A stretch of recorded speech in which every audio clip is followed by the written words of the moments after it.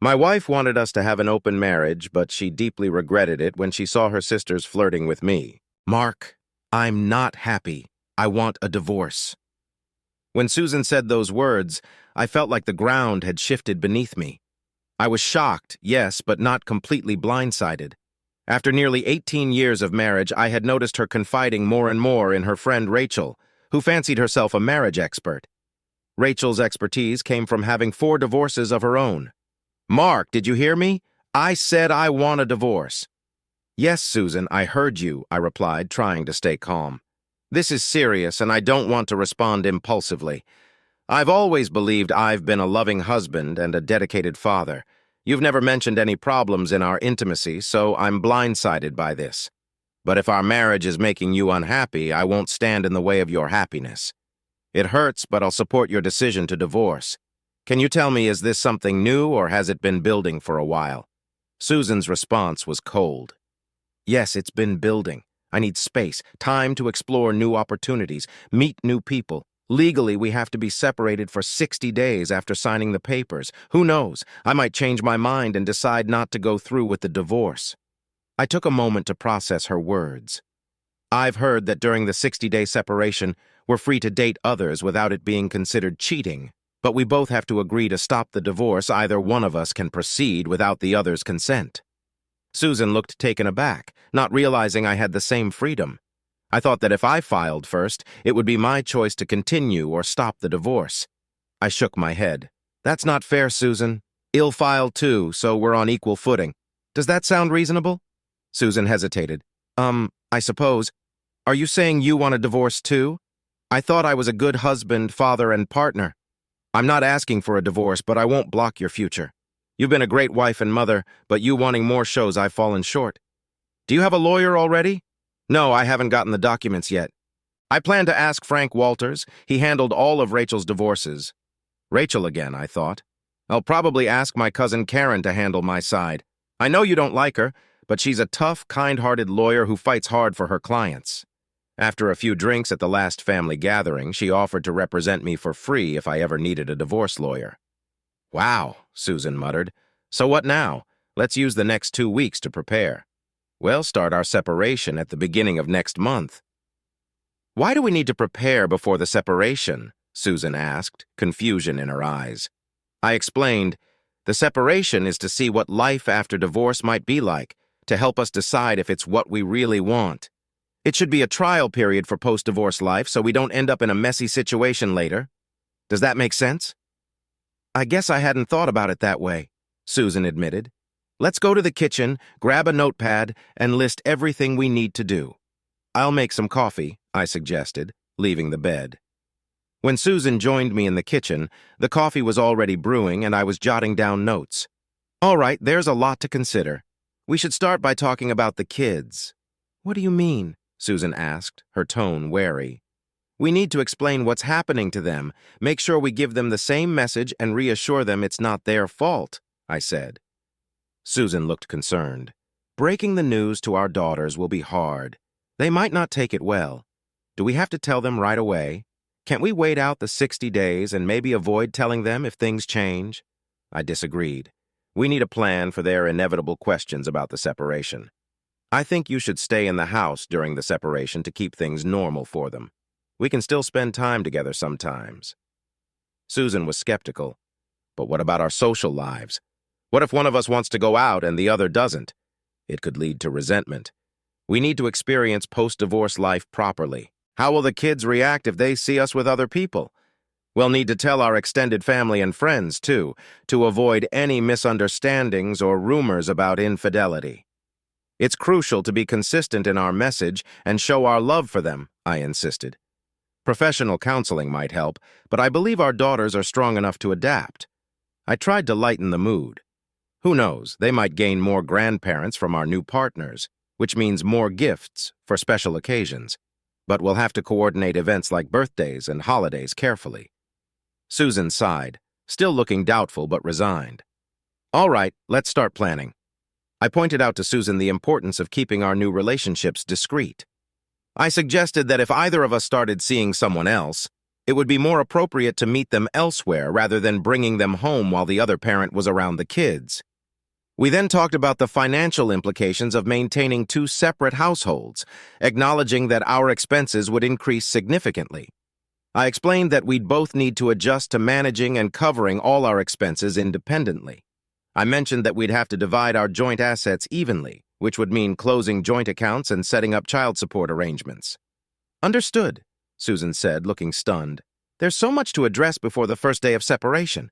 I'll look into renting an apartment closer to my workplace, I continued. That way the girls will have a bed when they stay over on the nights I have visitation. Typically, the non-resident parent gets to see the kids every weekend and every other major holiday unless we agree otherwise. Susan seemed surprised by my preparedness. I thought you'd be dating more frequently, she noted. You and the girls always have so much fun together. I'll stay involved in their lives as much as possible, I assured her, but you'll need to be ready to take on some of the responsibilities I currently handle. Weeknight visits might be tricky because of school commitments.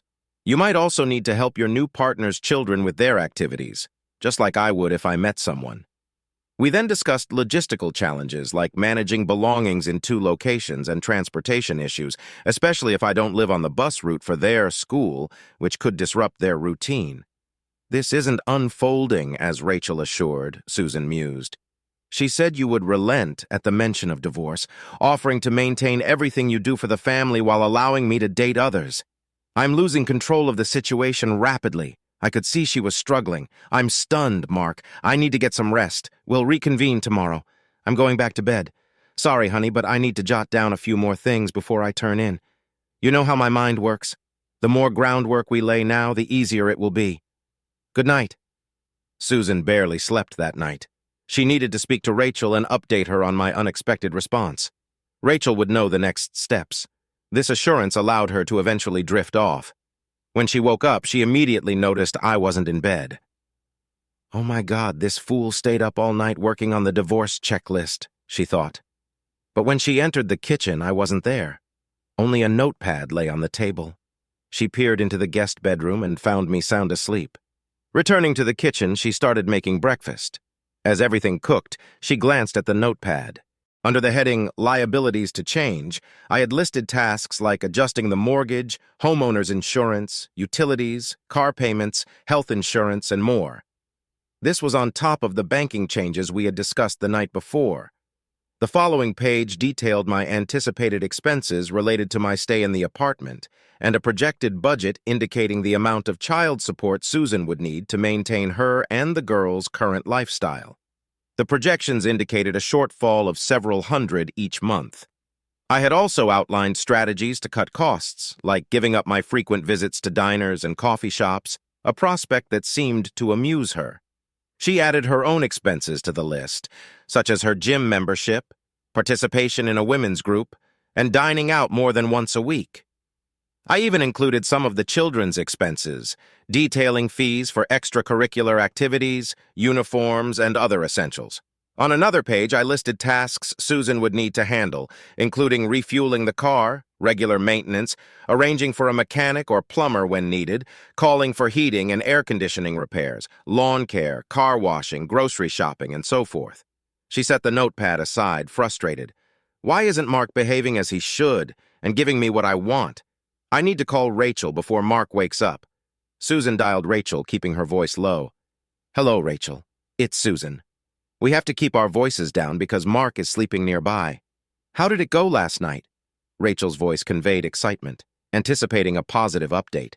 Instead of asking how he could improve to prevent me from divorcing him, he agreed to the divorce and started listing all the tasks he'd currently handle that I'd have to take on.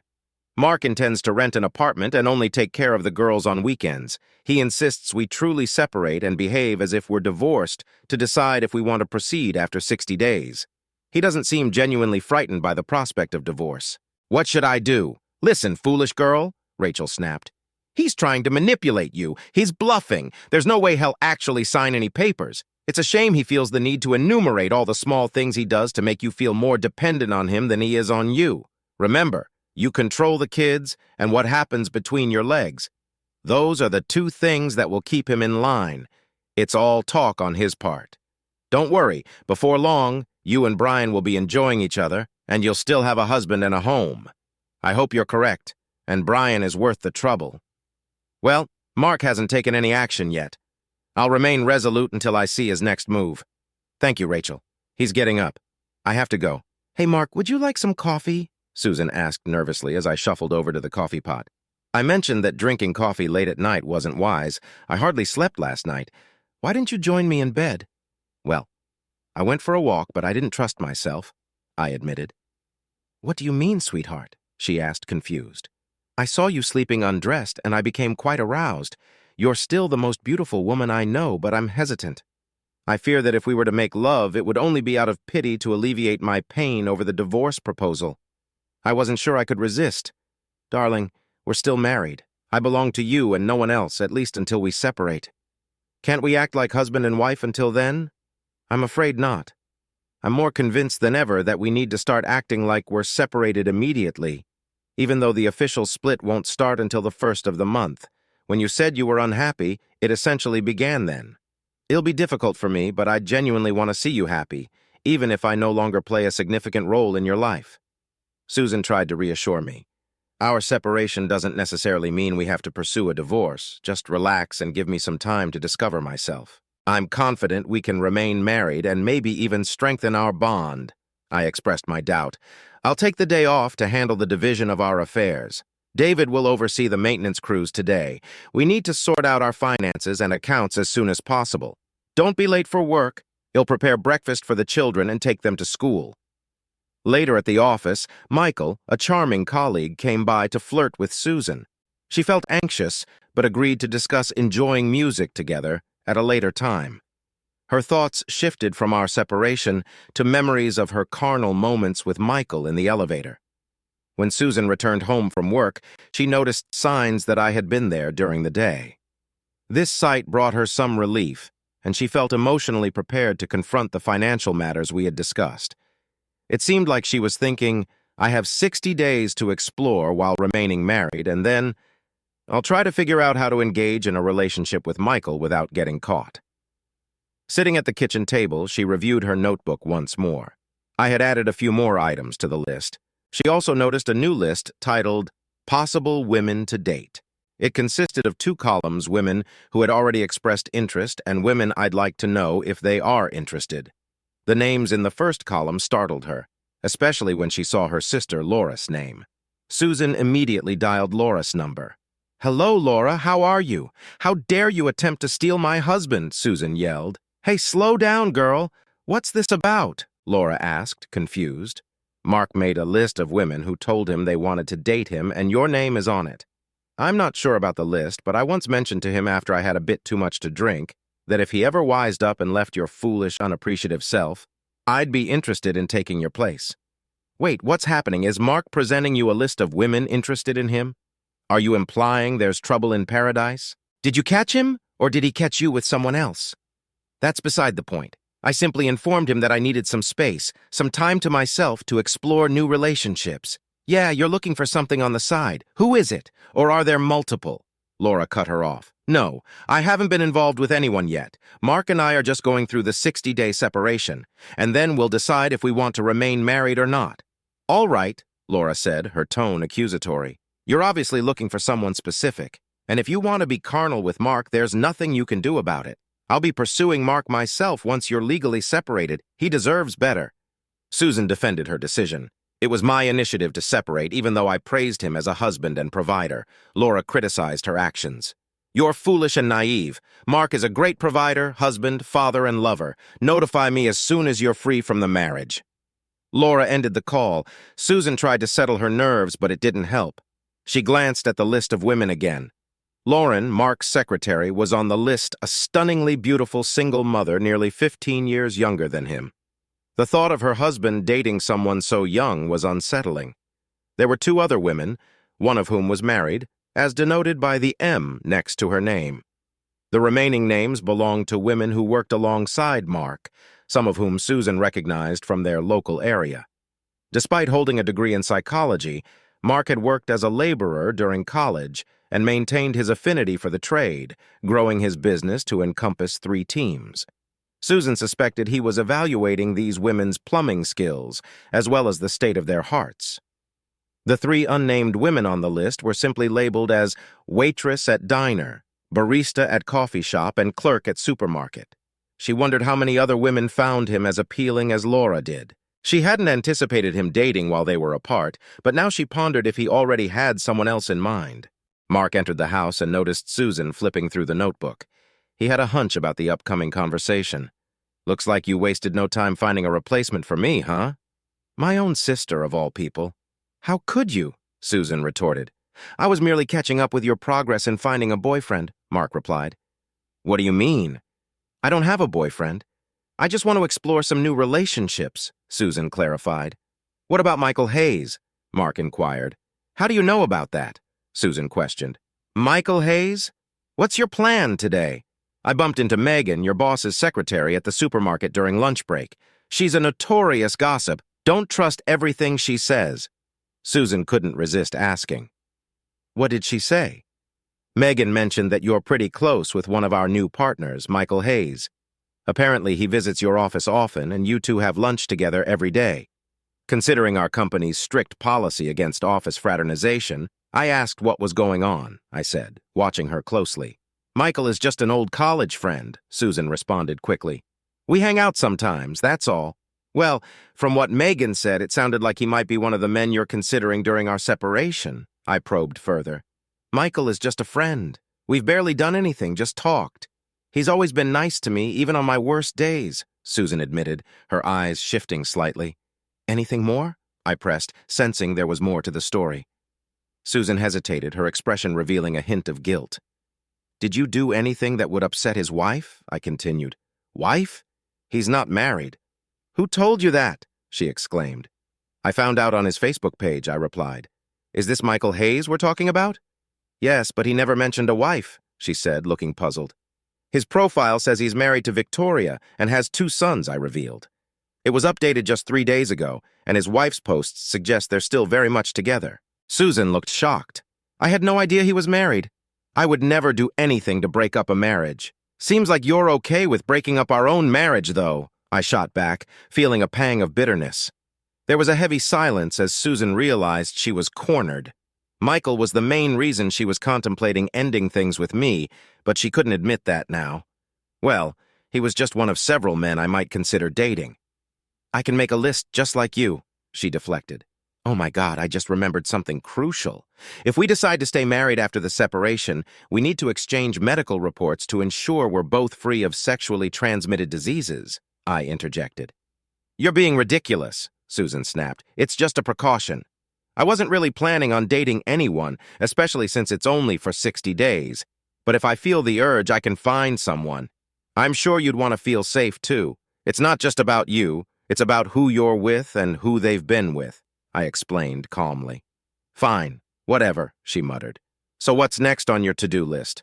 "Well, I've got a lot on my plate, starting with sorting out our finances and accounts. Dealing with the mortgage, utilities, and the like will be next. Oh, I found a potential apartment closer to my workplace. Lauren, my secretary, works as a night manager at the Royal Arms. They have a 2-bedroom unit available, and if I become an apartment maintenance specialist, I could get a 50% discount on rent. That means more money for you and the kids. You haven't signed the lease yet, have you?" "We have 60 days. Maybe you won't need to move out," Susan suggested, trying to keep her voice steady. "No, I haven't finalized the lease yet. Lauren mentioned they typically don't do month-to-month rentals, but she might make an exception for 60 days. When she found out about the divorce, she expressed interest in me. I was surprised, given the age gap and all. I had no clue she found me attractive. I declined politely, citing workplace rules against employees and managers having personal relationships.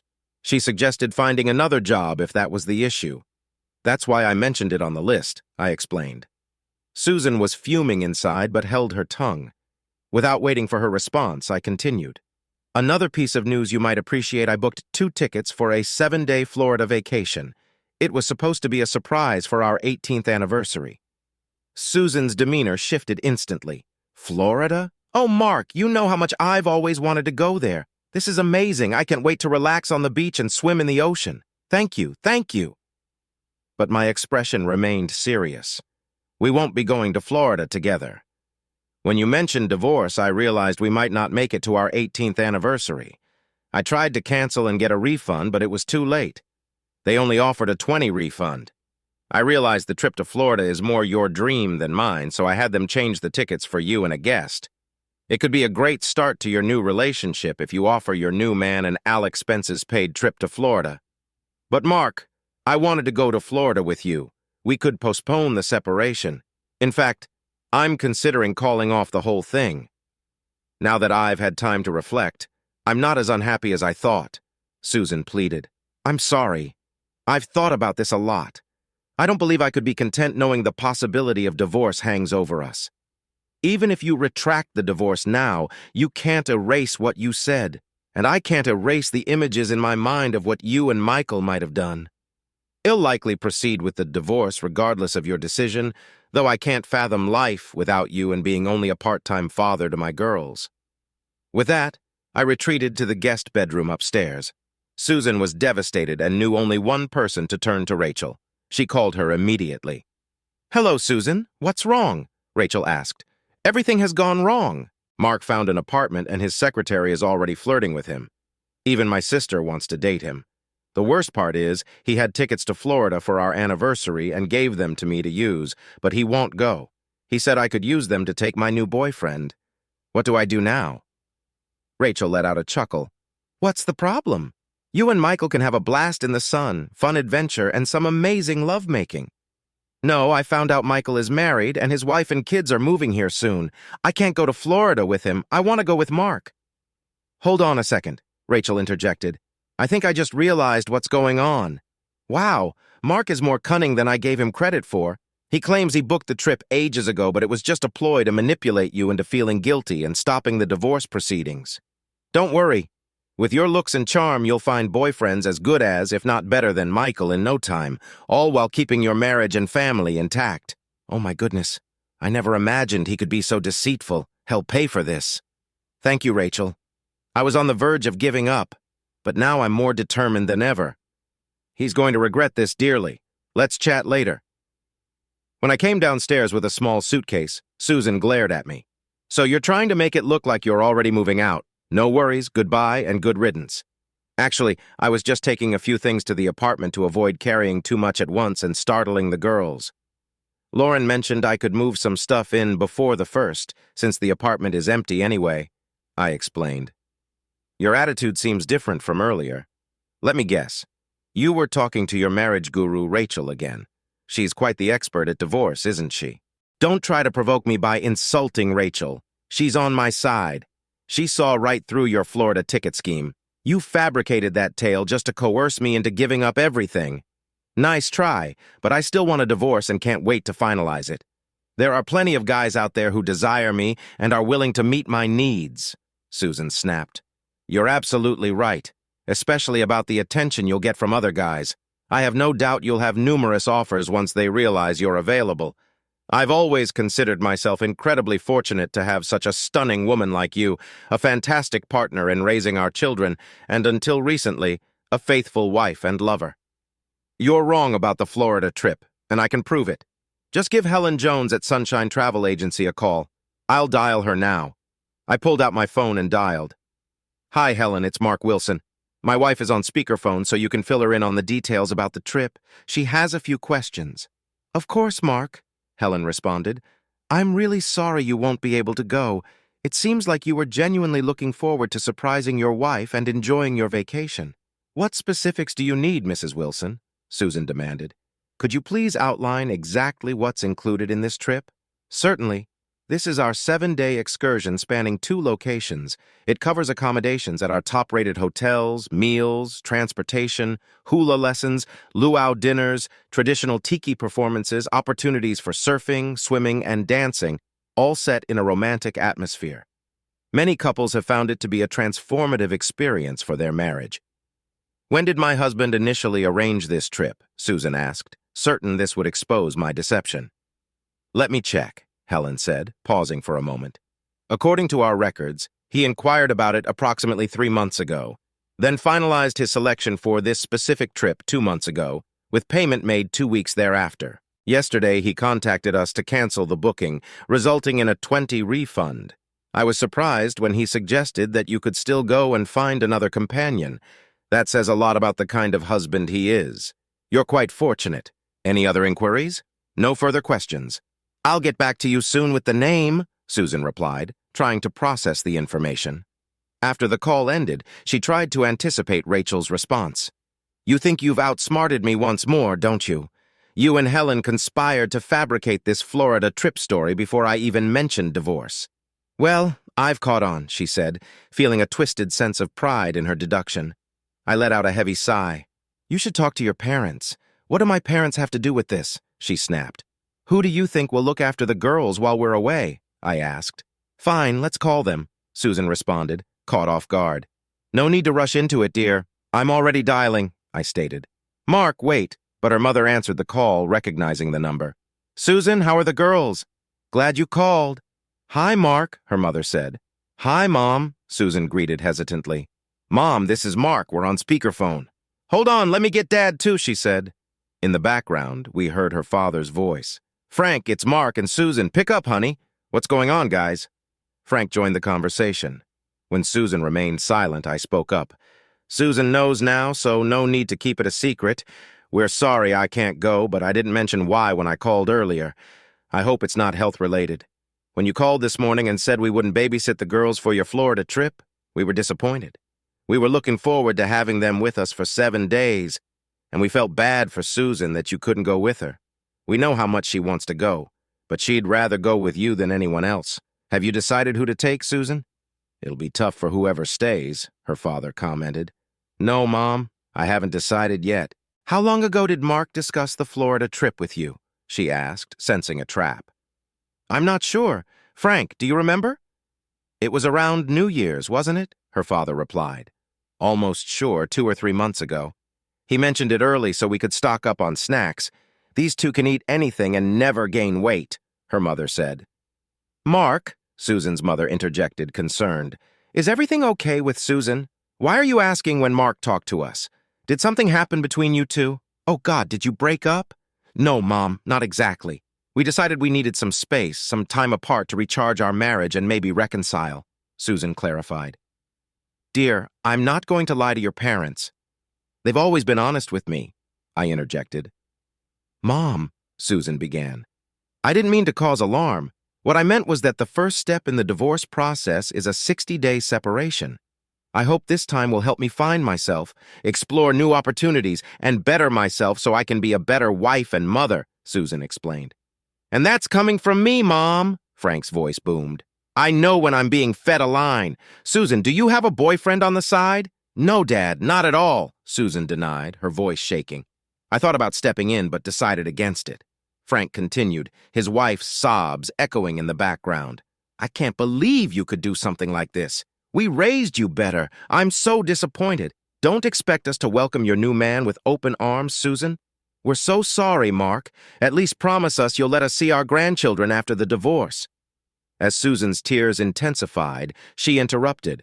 Mark has blown this whole thing out of proportion. I take my words back. No divorce, no separation. I'll talk to you later when everything calms down. Seeing Susan in such distress, I said, You need to pull yourself together. The girls will be home soon. I grabbed my suitcase and headed toward the door. Where are you going? Didn't you hear?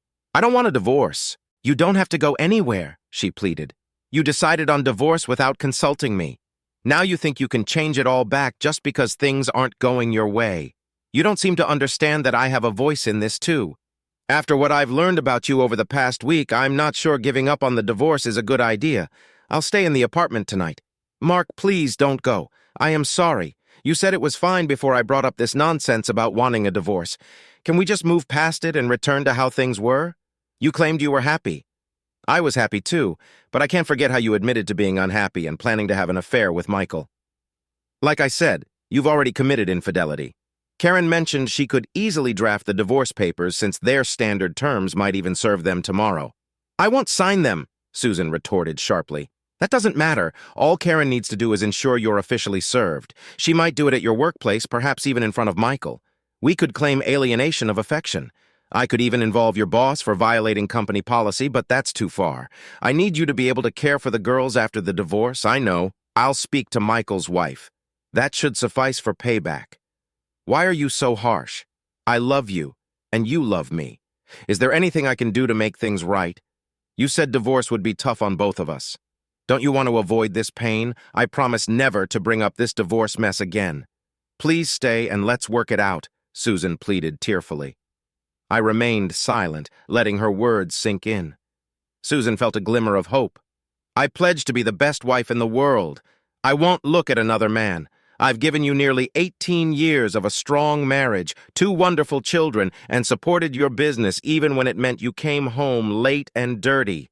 I'm so proud of your success. Everyone makes mistakes. Please give me one more chance. Please, she implored. Finally, I responded, here's what we'll do. I'll take my suitcase and sleeping bag to the apartment tonight. I want you to write down a few things. Your words and actions have hurt me deeply. If your responses meet my expectations, I'll consider calling off or at least delaying the divorce. I'll return by 7. Maybe send the kids to your parents or friends so we can speak freely. Yes, thank you. What should I write? She asked eagerly. First, I expect an apology for starting this whole situation. Not just an apology. Beg for my forgiveness. Second, instruct Michael to stop contacting you. If he doesn't comply, warn him that I can take legal action against him and your company. Third, list all the reasons why I should consider staying married to you. Finally, call Rachel and tell her you never want to speak to her again. This is non-negotiable. If I ever hear about Rachel's input again, I will leave immediately. Do you understand? Yes, dear, I understand. I'll do everything and be ready by 7. Good. See you at 7. I grabbed my suitcase and left. Susan focused on the final task, mentally rehearsing her words to Rachel. She dialed Rachel and said, listening to you is my worst mistake. Because of you, I nearly lost everything dear to me. Do not contact me via call, text, email, or even think of me. If our paths cross in public, steer clear or I won't be responsible for my actions.